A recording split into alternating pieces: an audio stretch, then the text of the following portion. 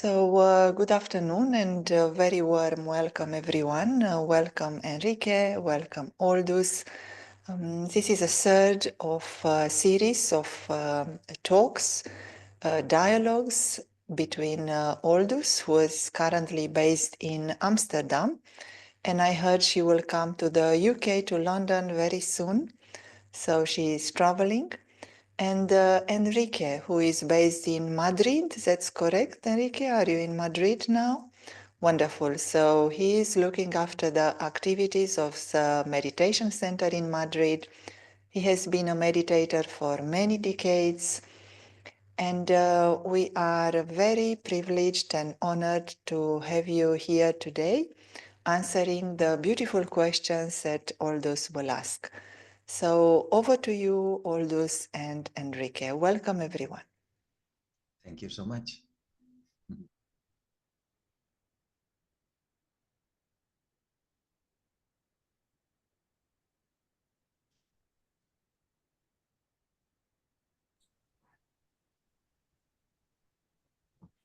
Thank you, Ivana, for the introduction and having us on this platform. And also hello to everyone who is gonna watch this recording, because I know that the previous ones were watched quite often on YouTube. And lovely to be with you, Enrique, another time in another platform. Nice to see you. And I'm feeling excited, and I'm also fascinated to see how this conversation will unfold. I came a while back across a few questions that I found interesting for myself. And I thought, why not to share them with friends, and why not to record them so that other people can be the beneficiary of this question and answer session. And to start with an introducing question, Enrique, I know, of course, a bit about your background, so I'm a bit cheating here. But you came across spirituality like nearly four decades ago. And when you came, you were 27-ish, and you were having a kid and probably a partner and a job somewhere. Were you really looking for something at that time? Were you unhappy, or did spirituality just happen to you? Just in short, to get us started. Of course. So first of all, thank you for the invitation. It's always a pleasure to be able to share and have a time to share experiences and reflect on these topics. I like it very much. So I started, especially in the Brahma Kumaris, I started on when I was 27. But 2 years before, I had, I would say now, a call. At that time, I didn't understand that. But something happened to me when I was 25. I was feeling sad. I was feeling, this was the word sad, sadness inside myself, not happy with my life, not a special reason, was a normal life. And also many good things happen, but not happy. So I changed my place of where I was living. I was living in a little village in the north of Spain. And then I went back to Barcelona. And I said to my parents that if they leave me a little room just to reorganize my life, they say, of course, yes. And then I start to reorganize my life in a sense that I was looking for something. I didn't know what, but something to give me some kind of new perspective of life, satisfaction. And in Barcelona, there were not many things at that time. So I became vegetarian because I was in a group of macrobiotics. Then I started to meditate a little bit here and there. I did yoga. I started to study Chinese medicine and do shiatsu massage. So many things. And after 1 year, 2 years, I really organized my life in a different way. I was feeling much more happy, much more peaceful, but still not completely satisfied, and many questions in my mind. And then 2 years later, I met the Brahma Kumaris through a person who invited me. And then many questions, many things where I found the answer of them. I like it very much, especially when they gave me the course and the lesson of the soul. It opened me up to a new perspective of life. And since then, I am here. I didn't know that it was such a long journey, but it happened. So it's a long story, short, but this was how I started. Mhm. Yeah, very true. How do you summarize 4 decades in 4 minutes? And I know from experience that you do have a lot of interesting stories to share, but maybe we get to that a bit later. So you have been around yourself physically also for a bit and a while, and then 4 decades in a spiritual life. So what has life taught you so far? What would you say that life has taught you? Mhm. Well, many things, but I would say one thing is that life can be your uh, ally. You say ally, aliado, ally can be your ally, and this Ally, ally, ally, ally, ally. ally, and this has been a very beautiful discovery to be aligned with life, to make life your companion, and to listen to life and to talk to life. So it's not what life has learned, has taught me, but more how life has um, show up to me, no, it has appeared to me in a different way. And before, life was something strange, no, and something sometimes challenging. But then, after meditation and through the years, life has become a LA and a good companion. And sometimes I say also a secretary that organizes my agenda. And sometimes the agenda is very, very tight. And then suddenly something happened and someone cancel a session or someone cancel a meeting. And I say, wonderful, thank you, life. You have organized me. I needed some time to rest or some time to eat or something. And life is really a nice companion. And then through life, with life, I've learned so many things and still many more to learn. And I would say, especially these soft qualities, no, like for example, uh, patience, tolerance, flexibility, adaptability, compassion. So all these kind of, it's like a family of virtues or qualities of values, as you prefer to call them. But this is a family, no, very soft, very gentle, very incognito sometimes in the normal world. But when you realize how important they are to have a fulfilling life, happy life, then you see how life brings you situations all the time, if you want to learn and you want to practice, to be patient, to be flexible, to be tolerant, to adapt yourself, to have compassion. It's all the time. So I think it's a ongoing learning, and especially tolerance. I was very intolerant before. I've progressed a lot, still more to do and more to learn. But I would say that tolerance, understanding the right way, tolerance, no, as a kind of attitude of love, and understand the other person and accept the other person deeply as they are, and accept the uncomfortable situations sometimes in different situations with people, but for the good, no? So when you understand tolerance and you develop a little bit more this quality, I feel myself in my life that gives me a lot of, I would say, internal satisfaction. Because when you are intolerant, because I know what it is, you are all the time resisting, you are all the time reacting, you are all the time, like little tension inside with other people, with situations. And I see now, I can see like an observer that many people are living like I was living before. And it's not a happy life, because life brings all the time different situations that you need to adapt, you need to tolerate, you need to accept. And if you don't practice, then you are suffering all the time.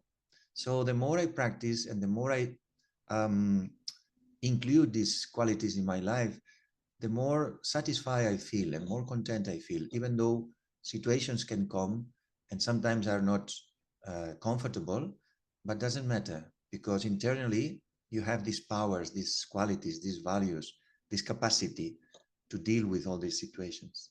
So I would say this soft skill, I like them, I continue to learn, and they are really very important in life to be more happy.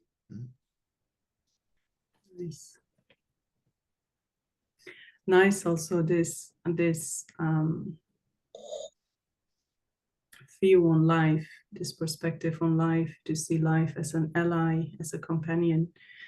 And I remember even a story that you told a while back, like even when you got sick or you broke something, I don't remember what it was, but you were taking it as an opportunity to do the things that you couldn't do otherwise because you were busy. And that kind of mental mindset can also help with the recovery of the body, funny enough. It's kind of like a mindset that you developed because you wanted to live, you wanted to see the opportunity in life, but at the same time, it helps the physical body. Very nice. And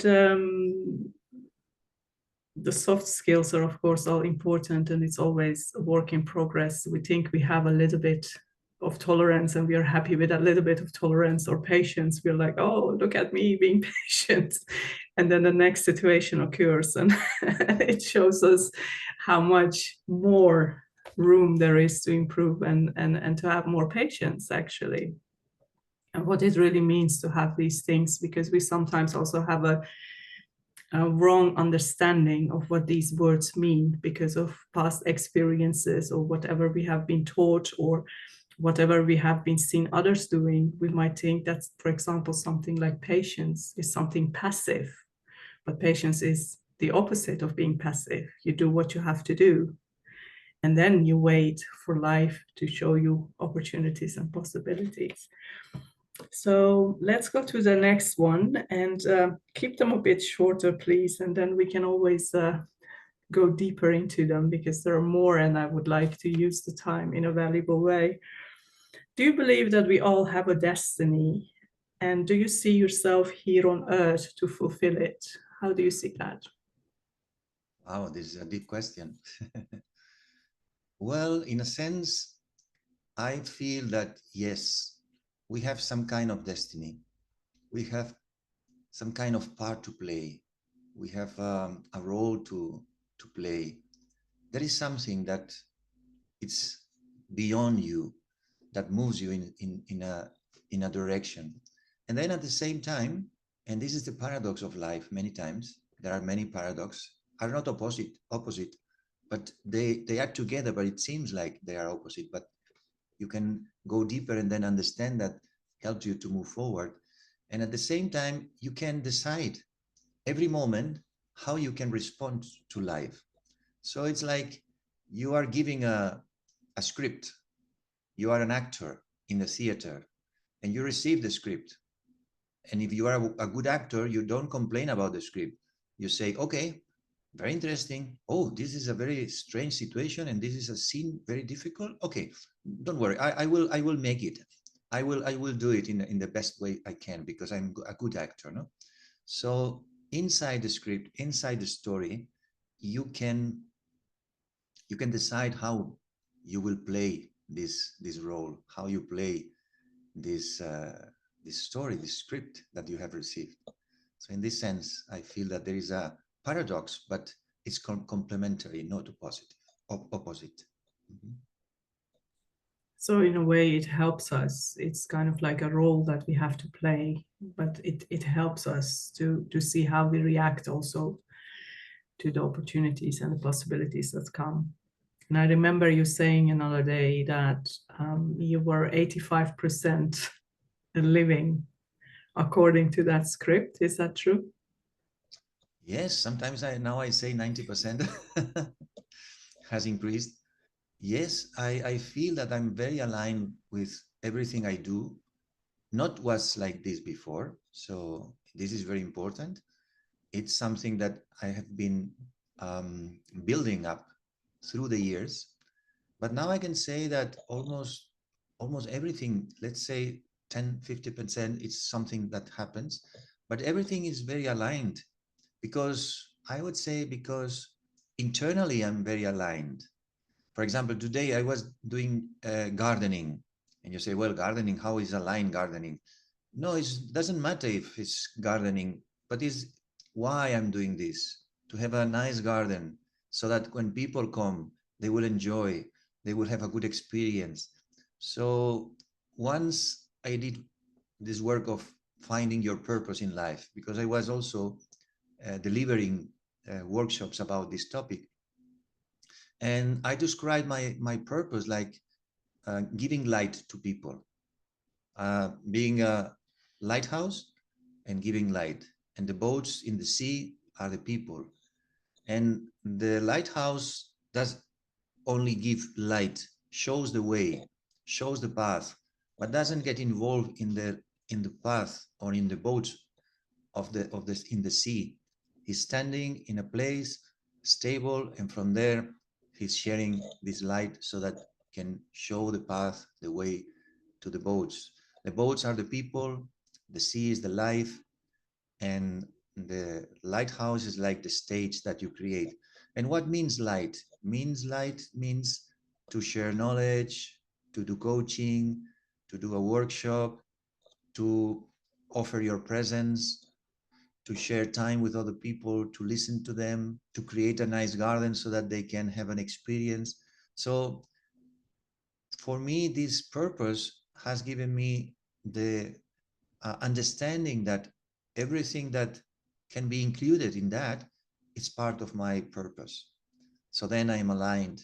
So I have been saying no to the things where I felt that I was not able to give light to in any way. So I don't want to do all these things, but all the things that I'm able to create some kind of experience in other people. And light means happiness, means contentment, means understanding. So in this sense, I would say that 90% of my life, it's aligned with the purpose. I like how you're unfolding the topic there, and purpose is indeed an important question for all of us. Well, all of us, I don't know, but for many people, it's an important question, and everyone is looking for it, but they're looking for it outside.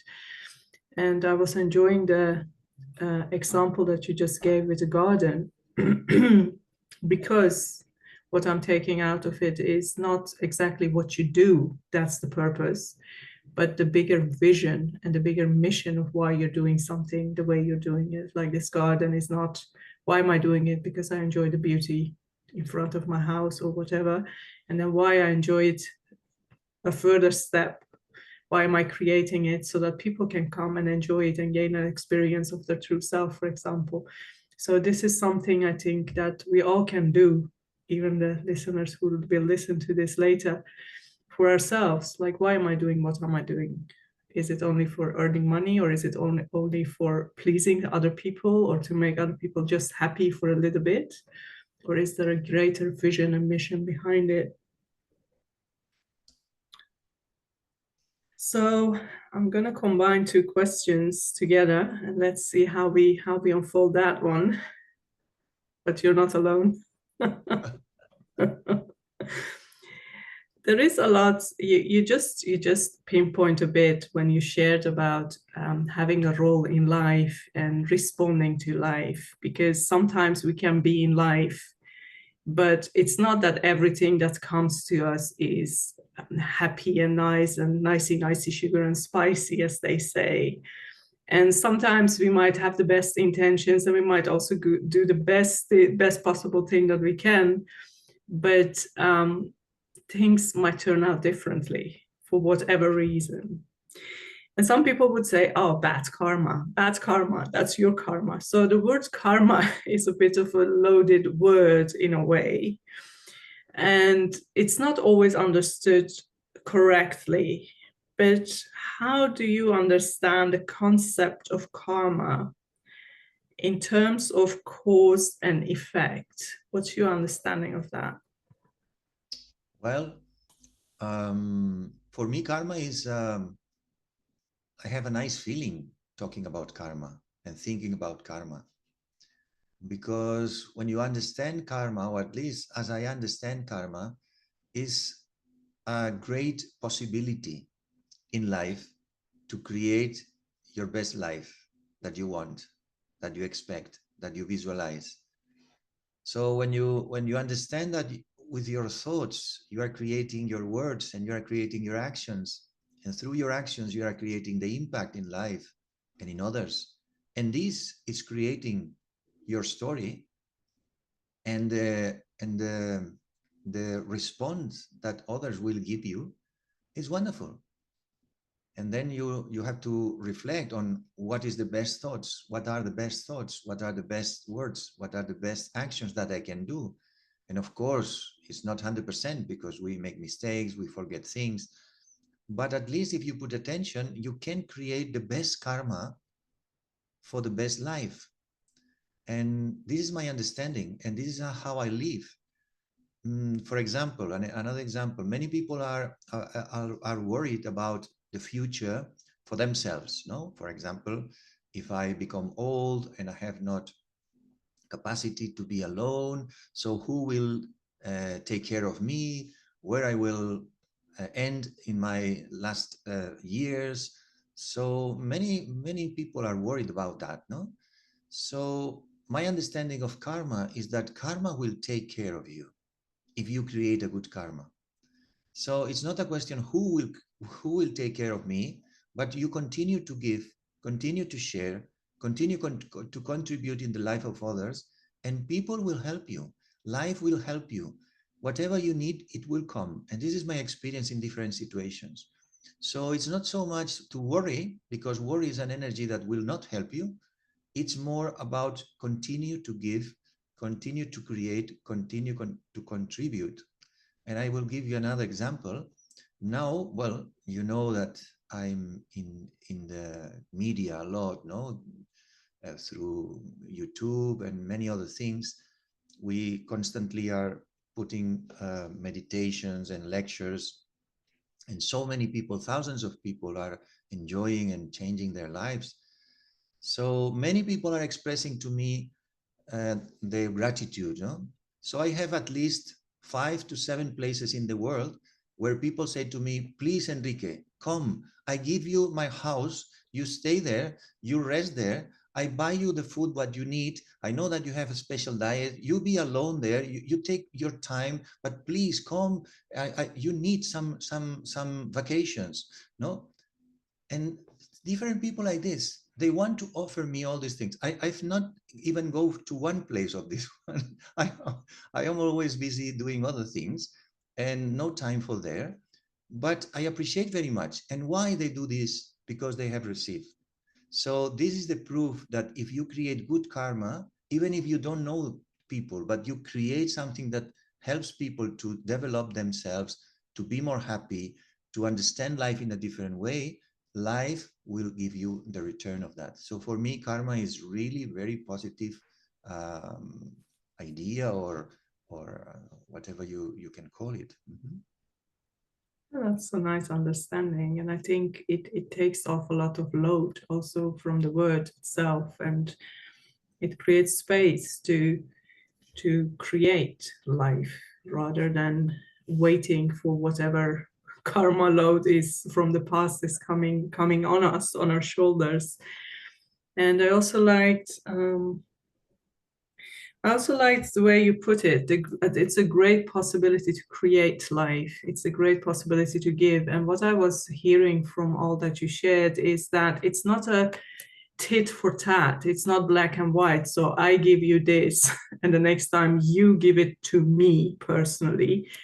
It is like I give unconditionally. My attitude in life, my intention in life is to give as much as possible. And who knows from which direction something might come, but it's not I give it to you. It's not a transaction. It's not a business deal that you and someone put into place. You mentioned something about best, doing your best, giving your best, creating the best. What is your moral code in relation to best and less best, right and wrong, how do you know that you're giving your best in other ways, or you're not giving your best? Well, first thing is that I can see others feeling happy, but in a real way, not just pretending, no, but you see that people are receiving something, they are getting something, they say to you thank you from their heart, so you have given something important to them. But also very important is that I feel at peace with myself, I feel content with what I've done, and I feel also detached. And this is very important, because at the beginning I was not feeling like this, even in my job. No, you know that I'm a coach and I'm doing coaching. So at the beginning I was very nervous, in fact, thinking what will be the next question, how will no you know he will be happy with my session, and waiting for the second session he will phone me. I'm not sure, he doesn't phone me, so maybe I've done wrong. So so these thoughts were there. And also in spirituality was very nervous. No, I have to give this lecture, what will they think, what will they feel? So with the years, of course, and the experience, all this has been disappearing, and now I feel very detached, and this means that I'm doing my best. I give, I finish, and I forget. And when I feel that these are the feelings that I experiencing, means that I've given my best, because has been nothing connected with expectations or expecting something for others or the return of that. No, I contribute, I give my best attitude that I can, and then I'm detached. And this detachment helps other people to receive something, even if you don't say the best thing or the right thing exactly. It's more the attitude inside yourself, more than what you say or what you do. It's this is my experience. It's more the intention and the feeling that you create in yourself that reaches the other persons. So if I feel content, if I feel at peace, if I feel detached, I feel that something good has been happening. Yeah, nice. And another way to decode the word detached, because detached in English has a different connotation as it has, for example, in Hindi. And I like what you say. It is like having zero desires and expectations. That's kind of like the attitude that we practice when we enter life. It's kind of like part of our spiritual practice, and of course it's a practice, so we all might lose ourselves here and there in having a little bit of expectation here or a little bit of desire there. But the main thing is to have that intention to not give into those things and give the best from the heart and be in that space of peace. That's also another check-in. How is my emotional state? If I'm like in nervousness or in fear or in anxiety or stress, then the action that I'm doing might not be as aligned as I would like it to be with my highest purpose and with my highest potential. So this is something that we all can do from now and then, during the day, even as we continue. So we talked quite a bit, and you covered quite a lot of ground from your own experiences, how to see life, how to engage with life, how to play the game of life is another way of saying it, how to know the rules of life and play the best possible, to be the best possible player or actor on the stage of life. But it seems like there is something missing to this stage of life and whatever is happening. Some would call that a higher source. Some would call that divine being. Some would call that God. What is your concept of God or the highest source? What's your understanding so far? Well, And why would we need him? I I don't know why. Maybe because I was having these experiences in another life, if you believe in other lives. But when I was very young, when I was a child, I remember 8 years old, because I remember these conversations inside myself. I had these conversations with God, a higher being, no person, no human being. It was someone up there. And I had very nice conversations and I felt it very close. And I didn't understand how in my school, who was a Catholic school, they were talking to me about a God who was controlling and punish people, and very fearsome. No, you say fearsome. Um, and I was thinking, well, I'm a child of 8 years old, and if someone makes me something wrong, I'm able to forgive them very easily. It was easy for me to forgive and to forget. And I say, and God cannot do this. So I'm better at an 8 years old child. I'm better than God. Something is not right here, you know? So I was not connecting with these ideas. I continue with my internal conversation with this being who was like a friend. Then I lose connection when I was a teenager. I get involved in other things, so I was disconnected from spirituality. But when I came back to meditation, to more spiritual life, immediately this feeling of closeness and friendship came back. So for me, I understand God as a being, not physical, but a being that you can connect and relate with him, and especially as a friend. And I have very close conversations with him. I am very honest with him. I feel close to him, and I don't have any fear of him. So this is my feeling of this being. And I feel, as I said before, life is an Elie, but also God or the Father or even the Mother, because sometimes I like to feel God like my mother taking care of me. He is also there around me. So having life in one hand and the mother or the father in the other hand, life becomes much more easy. So this is my experience and how I feel the connection and the relationship with this being. Nice, nice, a very nice image also to have the friend or the mother or the father on one end and life on the other. It almost feels like two wings, and we're in the December month, the month of angels. It's kind of like the angel having two wings, and it's possible to fly if you're having two wings. Then nothing is there to make one afraid or to make one want to withdraw, because you have everything that you would need. Mm. So going further, what advice or words of wisdom would you like to pass on the next generations that are coming? Well, it's a very good question. I'm really concerned about the next generation and young people, and I try to connect with them, and I'm thinking many times how to make something for them. And sometimes life brings me some youth, and I can have conversations, or I can share with them some knowledge.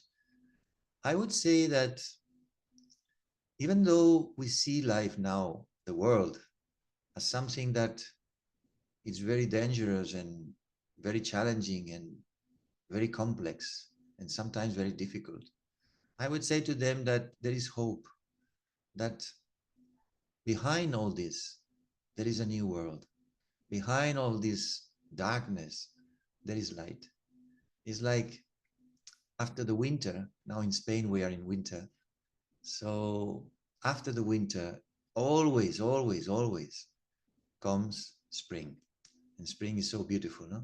Flowers, light, sun, colors, energy. So now we are like in the winter of the world, in a dark area. but the light is there, the hope is there. And how can we, I would say, how can we feel that this is right? It's not just a thought.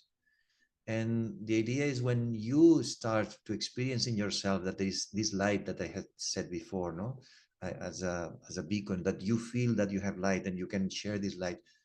Then you see, if I've created this inside myself, we can create all together a world of light, a world much better than what it is.